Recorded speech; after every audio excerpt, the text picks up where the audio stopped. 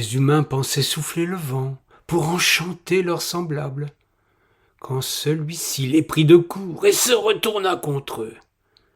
Si l'adage conseille de ne jamais jouer avec le feu, il convient de se montrer circonspect quand il s'agit de côtoyer l'irascible Éole au pied de son Olympe.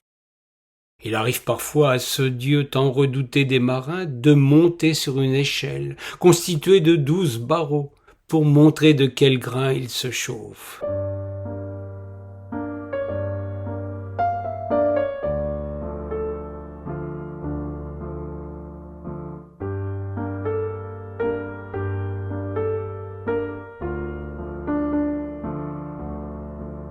C'est alors un grand avis de tempête pour qui entend affronter les éléments déchaînés.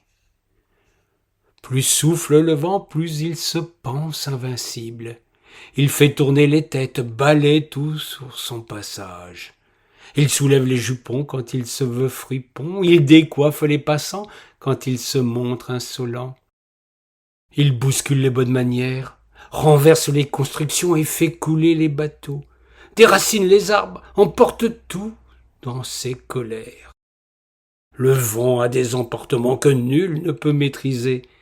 Il se fait tempête, tornade, typhon ou bien cyclone, avant que de finir par se dégonfler comme une vessie crevée.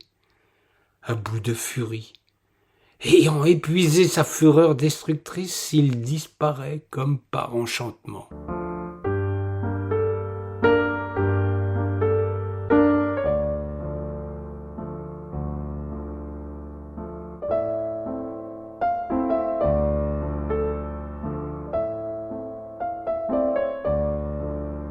Alors d'un seul coup, la paix revient après le grand désordre, le tumulte des éléments, le désespoir des humains. Chacun reprend son souffle tandis que le vent a rendu son dernier soupir. La nature s'ébroue pour reprendre ses esprits et faire place à nouveau au chant des oiseaux et au bruit de l'eau qui coule paisiblement. Celui qui avait tout chamboulé a cessé de mettre à sa merci la nature.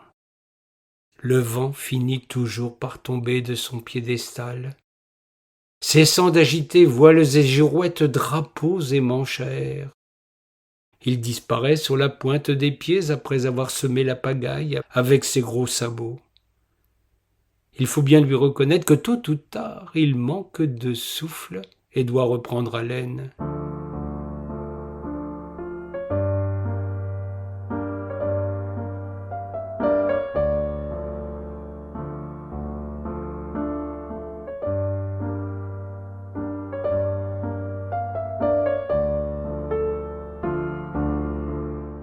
Les souffleurs de vent, ceux qui profitaient de l'aubaine pour se faire entendre, semer leurs grains de sel ou bien de sable, se retrouvent soudainement le bec dans l'eau.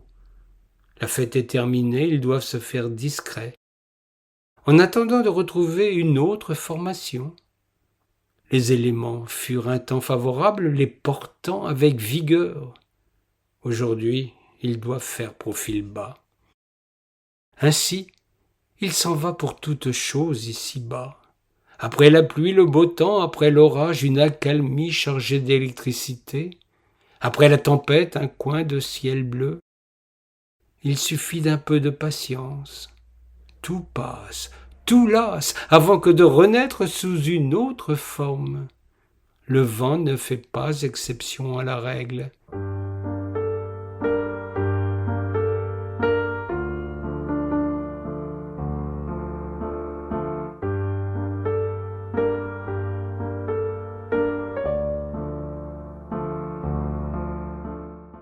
La métaphore brouille les pistes, elle a cette délicatesse de ne pas lever le voile sur ce qui a coupé la chique à deux larrons qui ne sont plus en foire.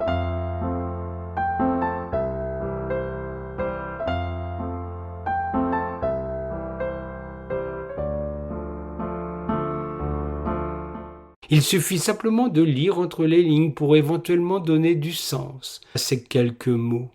Le mieux est de n'en dire pas plus, de tirer sa révérence pour aller claironner sur tous les tons que la fin justifie le chagrin.